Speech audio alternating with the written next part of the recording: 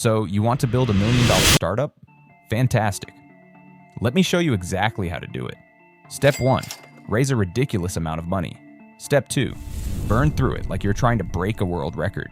Step 3, watch your business collapse before your first customer even knows you exist. Sounds too crazy to be real? Oh, trust me, it happens all the time. In fact, some of the biggest, most well-funded startups in history followed this exact playbook and still crashed into the ground at full speed. We're talking about founders who raised millions, built the ultimate startup dream life, and then lost everything faster than you can say market research. How did they pull off such an impressive disaster? And more importantly, how do you avoid becoming the next spectacular failure? Well, sit tight, because today we're breaking down the perfect step-by-step guide to building $1 million business and destroying it in just 6 months. Follow these steps exactly, and you too can become a legendary case study in what not to do. Welcome to Anti-Business School, where we turn the worst business ideas into your most valuable lessons. Alright, first things first, if you're going to lose $1 million, you need to start spending like a true visionary. And by visionary, I mean financially irresponsible. Step 1, burn through cash like it's monopoly money, because nothing says future billionaire like running out of money before making a single dollar. Rule number 1, hire a massive team immediately. Why start lean when you can have 50 employees on day 1? A CFO, a CTO, a COO, a VP of Synergy, and at least 3 social media gurus. Next, you need an office, but not just any office. Oh no. If your startup isn't headquartered in Silicon Valley with an overpriced lease, are you even serious about business? And don't stop there. Real startups don't work from garages anymore, so you'll also need a rooftop lounge, kombucha on tap, and of course, a company-branded Tesla fleet. Priorities, people, and if you think this sounds ridiculous, let me introduce you to WeWork. These guys took spending other people's money to an Olympic level, burning billions on lavish offices, private jets, and yes, a $13 million investment in a wave pool company. Because nothing screams office space revolution like artificial surfing. Then there's Juicero, the company that raised $120 million to sell a Wi-Fi powered juice press.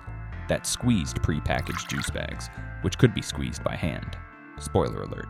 Turns out people don't want to pay hundreds of dollars for a machine that does what their fingers already can. So remember, if you want to go broke fast, don't waste time making a profitable business. Just burn cash like you're allergic to financial responsibility. And if you're still not convinced, don't worry.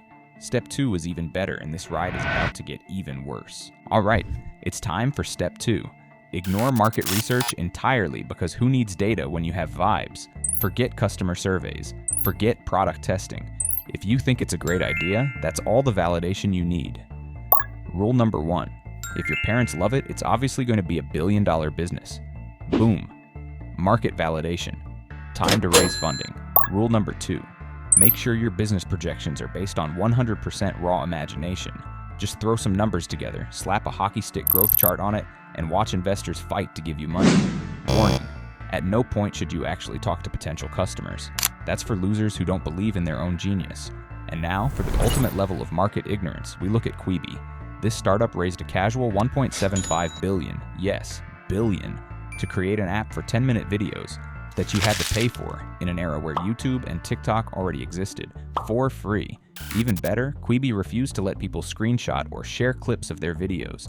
Because obviously, who needs free marketing?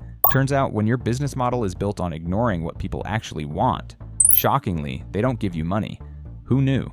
So to recap, if you want to go broke as fast as possible, do not waste time talking to customers, validating ideas, or checking if anyone actually wants what you're selling. And if you're still standing after this step, congratulations, you're ready for the next step. Trust me, it's going to be beautifully disastrous.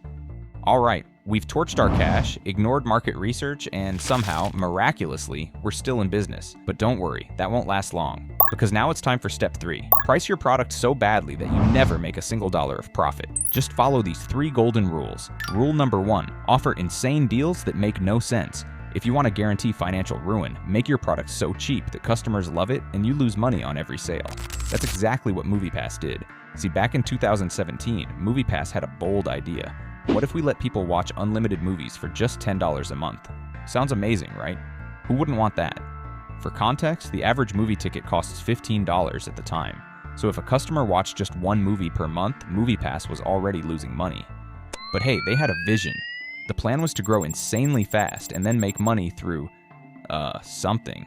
Maybe theaters would give them a cut of ticket sales? Maybe movie studios would pay them for advertising? Who knows? Details aren't important when you're too busy signing up 150,000 new subscribers in 2 days, and it worked for a while. By early 2018, MoviePass had over 2 million users, but 3 massive problems. 1. Theaters hated them. They weren't sharing ticket revenue and saw MoviePass as a threat, not a partner. 2. Investors started shorting the stock like crazy because, shocker, giving away expensive things for free is not a great business model. 3. Competitors smelled blood. AMC and others launched their own subscription models, but, profitable ones. By 2019, MoviePass had completely collapsed, shutting down after losing hundreds of millions of dollars. And yes, they're back now, after learning the hard way that math is real. Rule number 2, make sure your pricing is completely unsustainable. Forget about things like costs or profit margins. Those are for suckers. Trust me, numbers always work themselves out. Rule number 3, if you're losing money, just raise more money. If your business model is a raging dumpster fire, don't fix it. Just ask investors for more money. They'll definitely fund your losses forever, until they don't. And that's when reality smacks you in the face. Hard. And congrats! You're officially on the fast track to bankruptcy, and if you've somehow survived this financial firestorm, buckle up, because step 4 is where things really start falling apart. Alright, you've burned through cash, ignored market research, and priced your product into oblivion, which means it's time for step 4. Expand your business at a completely reckless pace. You don't need to master one market, just launch everywhere at once. The world is your playground, and who cares if you have no idea what you're doing? 1. Open as many locations as humanly possible. Who needs steady, organic growth? Not you. So instead of one profitable store, open 1,000. Sure, you haven't figured out how to make one store work, but why should that stop you from opening 500? Pro tip, if customers aren't coming to your first location, maybe opening 999 more will solve the problem. 2. Launch 50 product lines at once, even if nobody wants them. Why focus on one successful product when you can launch 50 at the same time and fail in every market simultaneously? Don't stop at one terrible idea. Embrace all of them. 3. Enter international markets without understanding them. The best way to expand globally? Do absolutely no research. Just assume every country works exactly the same. Launching in Japan? No need to study business culture. Expanding to Germany? Who cares about laws and regulations? Just copy-paste your business model and pray for the best.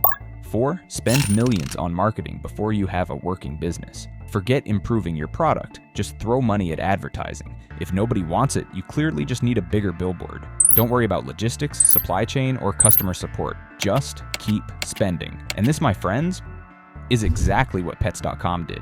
Imagine it's 1999 and you're running an online pet supply store. Sounds simple, right?